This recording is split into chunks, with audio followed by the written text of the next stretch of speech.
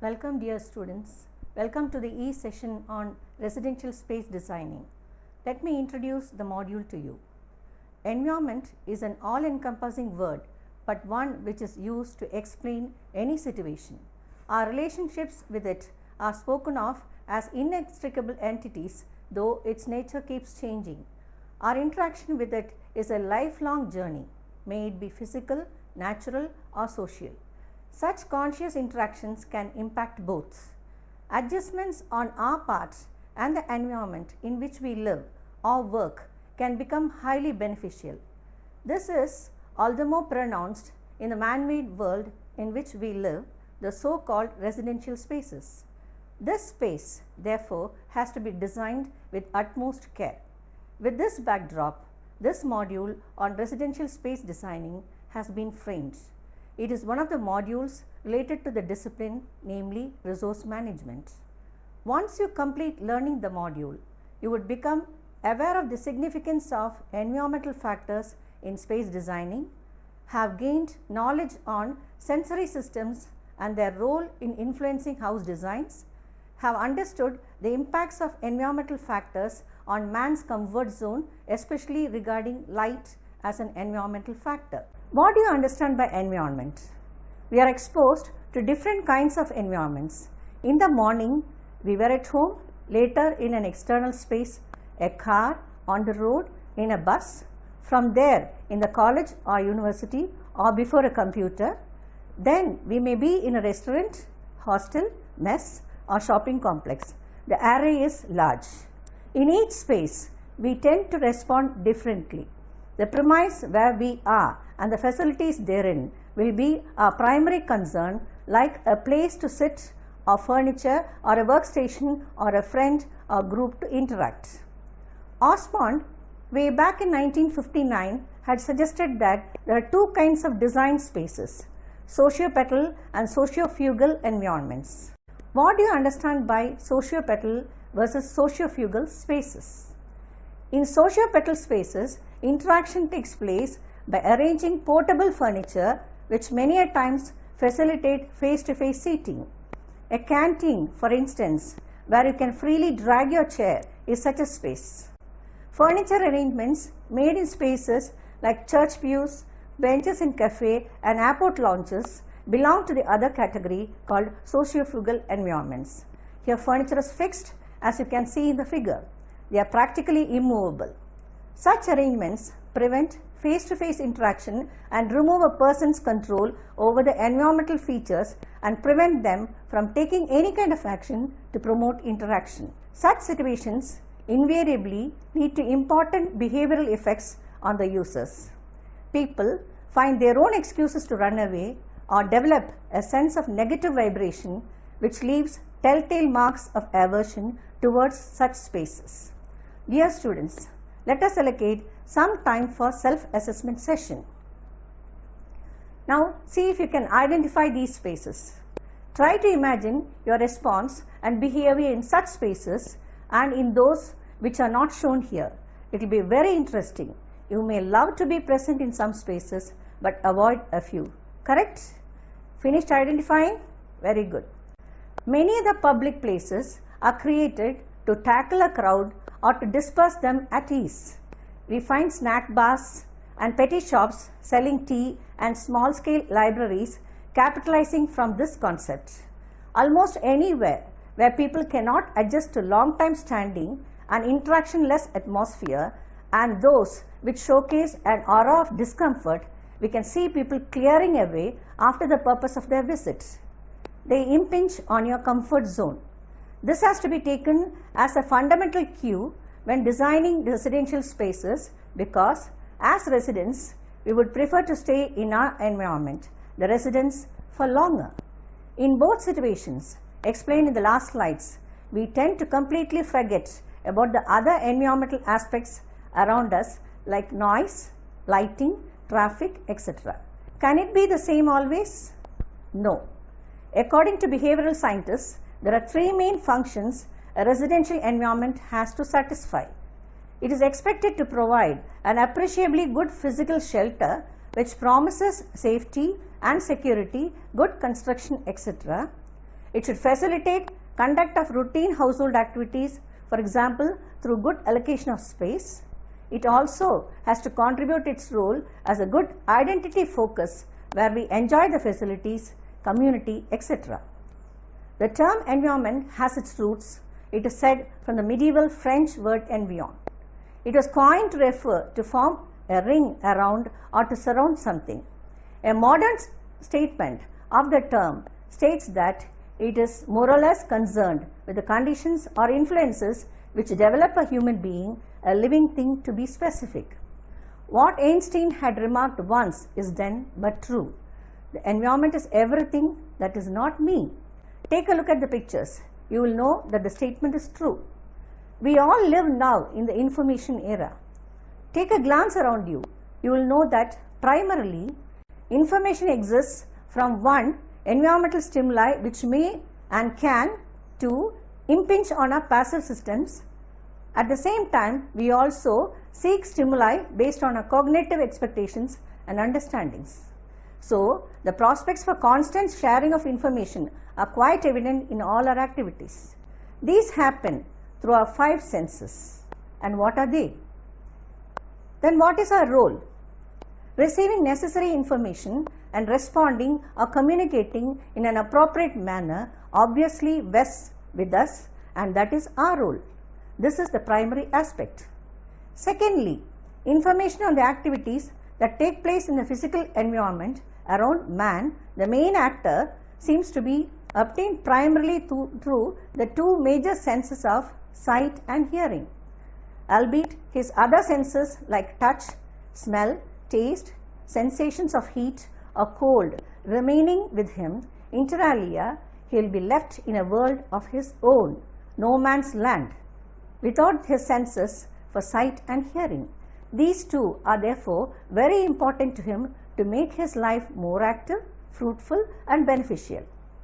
Thirdly, man gains knowledge of the external environment only through these 2 important senses, because they are those through which he perceives, I repeat, he perceives his active being in any situation or the so-called environment. Perception here per se means the senses of seeing and hearing, the associated sense organs and their interpretation in the brain, the cerebral cortex, to be specific, as a personal experience. You receive information through environmental stimuli, obtain information by seeing and hearing, perceive information through 2 sense organs. We are created with various organs to receive and respond. Senses are entirely the domain of the brain. We have all seen this in the milestones of a child's development.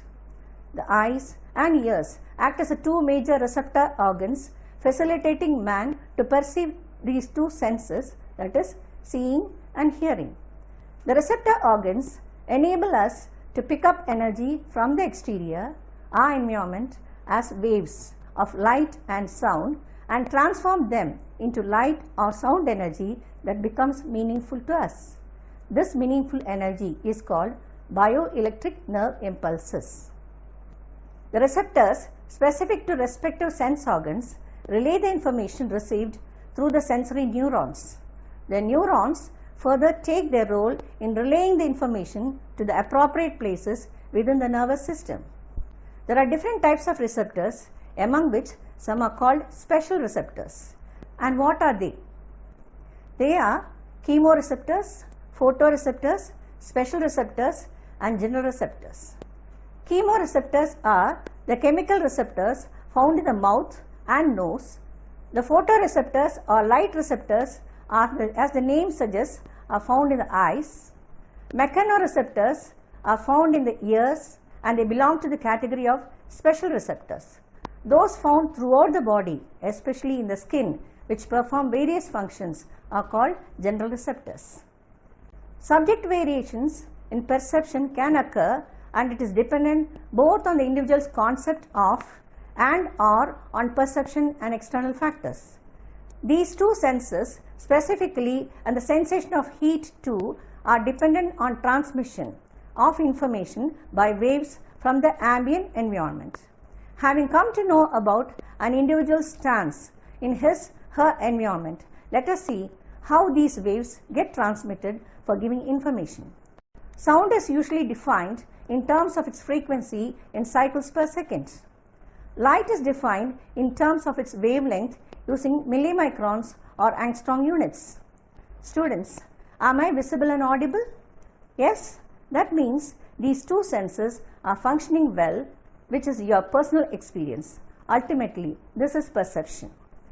Probably now you would also have started wondering, what is the significance of these two senses in residential planning? Where is the relationship? How do we relate them in space designing? For this, you have to understand the rationale. The inmates tend to respond to such sensations and may reflect as expressions of behavior. This phenomenon explains why children react abnormally or in an unusual way when exposed to new living environments. They are affected by the physical design parameters of the place. Two modes of physical design are found to affect a person's behavior. Their behavioral patterns are expressive of their expectations. The design should include aspects which would fulfill the function of the room and also those that are not directly required to fulfill the function. People live in light of varied intensities and are exposed to a multitude of sound variations day in and day out. People are never without these two in some form or the other. It is but natural that we provide entry for those two aspects in the most appropriate manner. Don't we enjoy the chirping of a bird from the interior? Can the visitors enjoy the magnificence of the Pantheon, the Roman masterpiece, without provisions made by the architect for entry of light through the circular oculus? So, as stated earlier, individuals always live with these two aspects and have the capacity to control them. Any sort of control should be for common good, acceptable by all using the environment. In this case, the residence is the environment. These two waves and the information they deliver have to be capitalized to such an extent that one is able to provide an optimum level of entry for both in and interior. A wrong move may cause discomfort to those using the residence, the rooms to be specific. For a good understanding of these concepts in planning interiors, a little input on vision and light is necessary. Light and vision, what are they? All of us know that there can be no vision without light. Then how do we see? Through the physiology of vision. Have a look at the slide. Light rays from an object in the environment, here the room, passes through the iris of the eye and falls on the retina. The retina contains the photoreceptors which readily detect light. Two types of sensors are present in the eye to detect light, the rods and the cones. What are these rods and cones? Rods are sensors made to detect motion and to work harder even in low light. Cones, on the other hand, function to detect fine detail and color. They work best in bright light. There are three types of cones, one that detects blue, one that detects red, and one that detects green, the primary colors of light. Absence of one type of cone causes color blindness in human beings. Nerve impulses are generated whenever light strikes the rods and cones, by which process the light energy gets converted into the bioelectric energy of a nerve stimulus. This stimulus further passes as a nerve impulse along the nerve fiber to the brain. Neurons of two types are the carriers of these traveling impulses, while the optic nerve in turn carries the impulse directly to the brain. Now you do a little introspection. Do you see the colorful slides, color of your friend's dress, furniture, or the car parked outside? See how gifted we are. Your awareness of perception has enlarged to identify a quality of light called color and become more conscious of your surroundings. You are also able to identify things around you, a child, a man, or a two-wheeler, a tree in the park, so on and so forth. The responsibility of combining the messages before the impulses is sent to the brain lie eventually on the individual's eye. These factors therefore decide one's visual field. What is a visual field? The visual field is defined as that part of one's surroundings that it is taken in by the eyes when both an individual and his head are held still. Take a look at the picture on the slide. It will show you the angle of vision possible when seen with a single eye, right or left, and the normal vision where both the eyes are involved. Try these two experiments. They will improve your visual acumen and help you understand your own levels of adaptation. It will be seen that only those objects falling within a small cone of 1 degree apex get focused sharply. Outside or beyond this cone, objects become progressively blurred and are indistinct. Try this experiment too. If you keep your eyes still when reading, you can focus only on a few letters. But in practice, you generally move your eyes in jerks, taking in approximately 12 letters at a time. Why?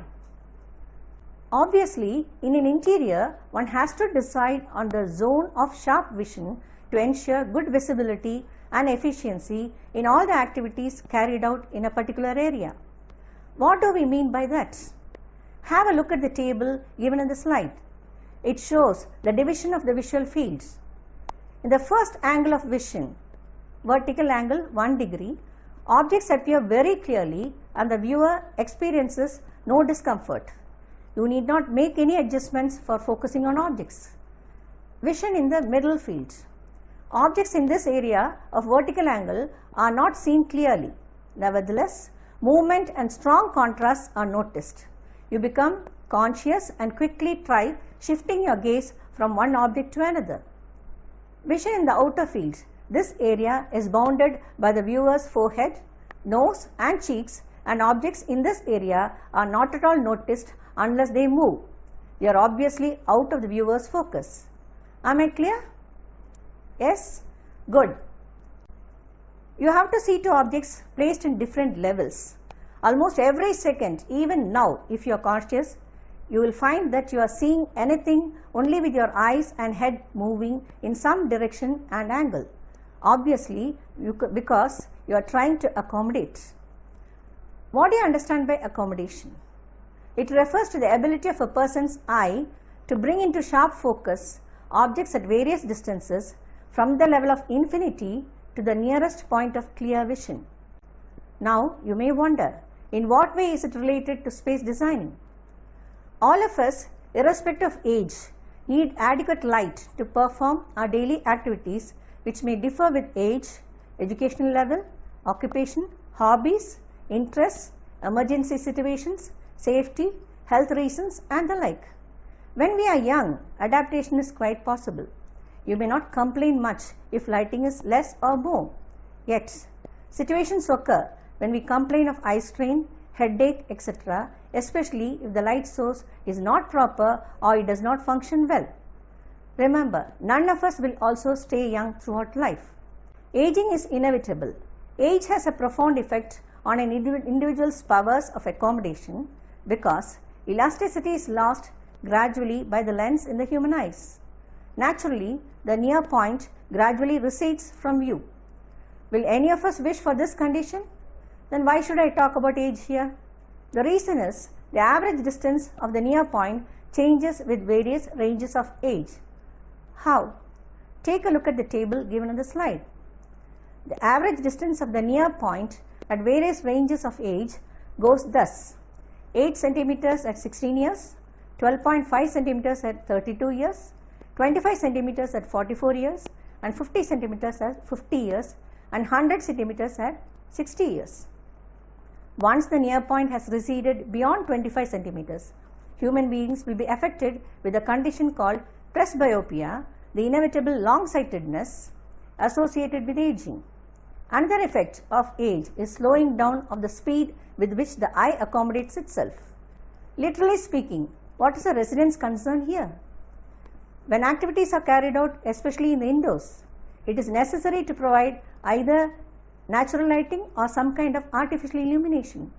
In circumstances where artificial illumination is used, it is of course possible to design the illumination system so that the lighting provided is satisfactory and adequate for the users of the environment and the activity they carry out. Therefore, we need to consider light and its proper provision in an interior from the user's point of view. Because the module covered is on residential space designing, importance is accorded to light not only as an element or supportive medium, but also on its role in facilitating proper vision. Notice well, can we see the transparency of the fly without proper light? Light thus is a vital element of design. It affects not only our perception but also a response to the environment. Good lighting makes a house warm and friendly, lively or restful, and is also essential for effective vision. Lighting is an environmental factor that affects every human being. Any surface that is struck by light rays reflects some of that light. Being a supportive medium, we will discuss the importance of light on a different perspective. Lighting in the interior of a house should be given due consideration because lighting is essential to see things properly and clearly. It will enhance one's visibility. Sunlight is supposed to kill germs which are present in the surroundings. A house will look bright if illuminated adequately. Light will help to emphasize an area or an object in the interior and exterior of the house. Production of work will be high when correct illumination is provided. Proper lighting can prevent accidents in the interior. The choice and arrangement of lighting ultimately will reflect the taste and character of the inmates. Above all, proper lighting only can highlight the color scheme followed in the interiors. As you see, light is understood depending on the source from which it emerges and the way our eyes receive it. Units of measurement also differ. Take a look at the slide. Brightness of point source is called luminous intensity. Flow of light is luminous flux. Amount of light reaching surface is illumination or illuminance. Amount of light remitted by surface is called brightness or luminance. The way we perceive light is definitely a complex process which we do with utmost ease as our physiology of vision accommodates that function. Nevertheless, the process of seeing is governed by 4 factors in the ambient environment. They determine the ease and accuracy with which we see. Size. It is needless to say that large objects are seen more easily than smaller ones. Contrast. To be seen, an object must contrast with its surroundings. White is a good background. Time. The complex process of vision takes time. This is why rapidly moving objects appear blurred, for instance, aeroplanes. And brightness. This is the amount of light the eye uses. Try this experiment. Look at this figure. See how you can be carried away by changes in brightness or contrast.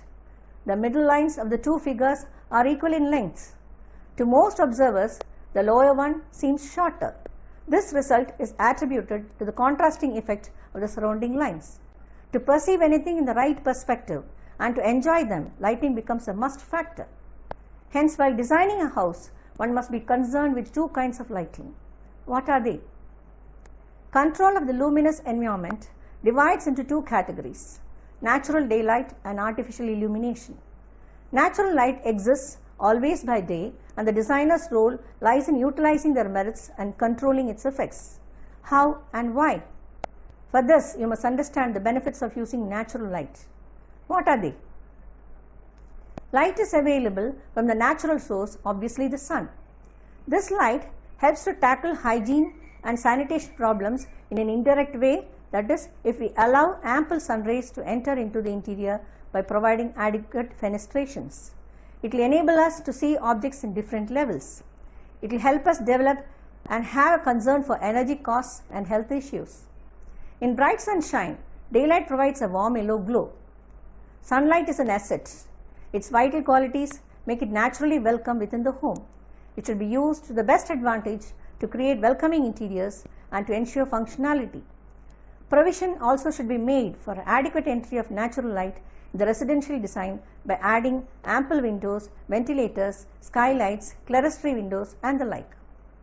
Handling natural lighting in the interior is a challenge to the designer who manipulates space.